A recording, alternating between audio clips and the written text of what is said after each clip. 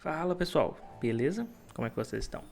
Como eu já estava comentando aí nos últimos dias nas minhas redes sociais, estou montando um projeto aqui para esse ano a gente fazer leitura, incentivar aí a leitura de vocês, tanto para você praticar inglês, quanto também para você criar o hábito de leitura, que é uma coisa muito importante para a sua vida. É claro que para isso vou estar fazendo a leitura aqui de livros tanto em português quanto em inglês, livros clássicos, livros conhecidos, porque assim eu posso gerar conteúdo aqui para vocês criarem esse hábito aí da leitura, que é muito bom, e também criar conteúdo aí para vocês poderem ouvir e estar praticando o inglês de vocês. Então, primeira coisa, já se inscreve aqui no canal se você não é inscrito, deixe nos seus comentários aí quais livros talvez você ache interessante para estar fazendo a leitura. Também vou fazer reviews aí, análises, né, de livros em geral, que nem todo livro também eu posso ficar lendo aqui, divulgando para vocês de graça, obviamente. Mas enfim, a ideia aqui é criar conteúdo para estar incentivando você tanto a ler mais, criar esse hábito aí que é tão bom, tão legal para nossas vidas, e também poder praticar o seu inglês. É mais uma forma de você praticar o seu inglês. Então, sem ficar enrolando muito, espero que vocês gostem. The Little Prince, Chapter 1. Once, when I was 6 years old, I saw a magnificent picture in a book called The True Stories from Nature, about the primeval forest.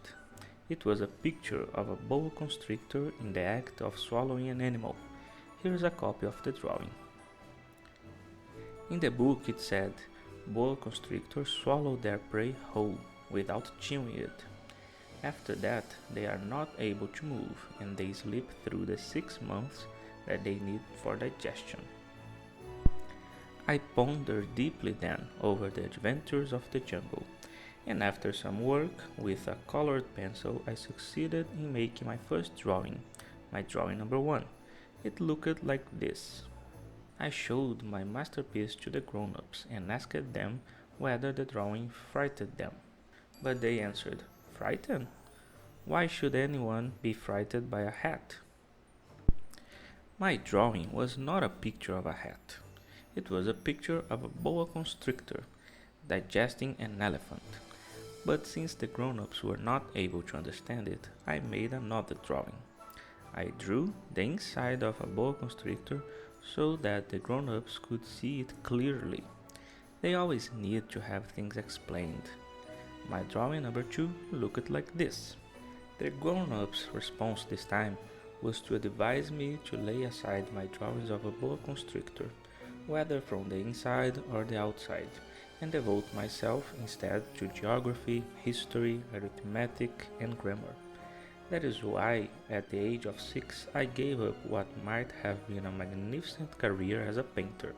I had been disheartened by the failure of my drawing number 1 and my drawing number 2. Grown-ups never understand anything by themselves, and it is tiresome for children to be always and forever explaining things to them. So then I chose another profession and learned to pilot airplanes. I have flown a little over all parts of the world, and it's true that geography has been very useful to me. At a glance I can distinguish China from Arizona. If one gets lost in the night, such knowledge is valuable. In the course of this life, I have had a great many encounters with a great many people who have been concerned with matters of consequence. I have lived a great deal among grown-ups. I have seen them intimately, close at hand, and that hasn't much improved my opinion of them.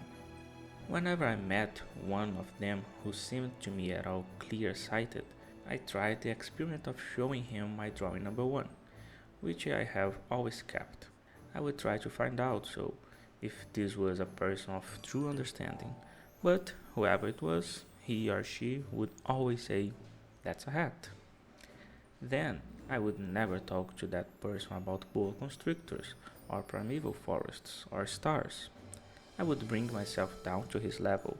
I would talk to him about bridge, and golf, and politics, and neckties.